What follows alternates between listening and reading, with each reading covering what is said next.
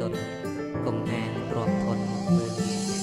លើសិនតែមិនឡាជីវិតពេលនេះធ្វើសែនឯកាជឿចាប់ជឿផ្សាលើវិវត្តសង្សារជប់ទុកតោកយ៉ាក៏មិនតូទៅនៅណាជីពីខេត្តនឹងដល់ភ្នំពេញមិនដេកតាមវ័នសន្តិសុខគេមិនដេញគេថាមកពីណាយមិនទៅនឹងវិញធ្វើម៉េចយើងទៅក្រមទាំងឡាយទាំងដើរចេញដើរចេញដើរចេញ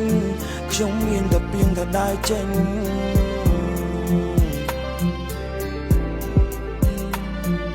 ខ្ញុំគាត់បានផ្ដាំថាដល់ភ្នំពេញខំណាស់កូនណាខំមកសង្កត់ចិនអត់ធ្មត់ធ្វើការក្បាលឲ្យដល់ដីទូងបីជាយ៉ាងណា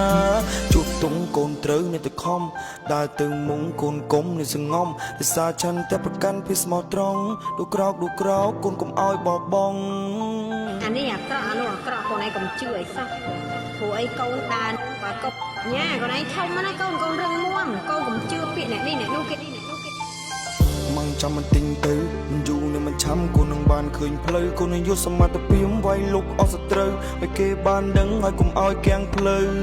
ក្រុមយ៉ាងខ្ញុំជាអ្នកទទួលមានក្តីសង្ឃឹមងើបចូលថាមិនដួលជួយខ្លួនឯងនឹងគ្រួសារឲ្យរស់ស្រួលជីវិតយើងមិនជួយមានអ្នកណាគេមកជួយ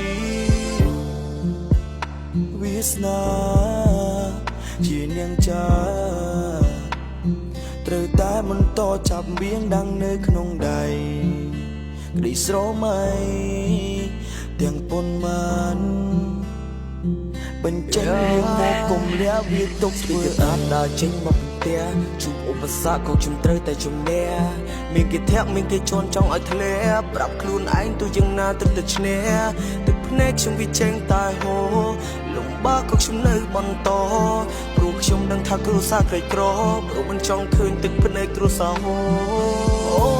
ខ្ញុំមិនទៅឆ្ងាយខំប្រឹងជាយាមទូពេលខ្លះខ្ញុំដាច់បាយជីវិតជុកតែទុកគេមើលមកថាសប្បាយទុកមកទុកទួងខ្ញុំពិបាកនឹងដោះស្រាយពេលខ្លះនឹកដល់អ្នកម្ដាយព្រោះតែជីវភាពក៏ត្រូវឃ្លាតមកឆ្ងាយក៏ពិតជារងាពេលដែលគ្មានអ្នកម្ដាយសង្ឃឹមថាថ្ងៃមុខជីវិតបានធូរស្បើយជាអ្នកចាត្រូវតែចាំយកវាមកដាំងនៅក្នុងដៃដីស្រមៃទាំងប៉ុន្មានបញ្ចេញវាមកកុំកងយ៉ាងវាធ្វើ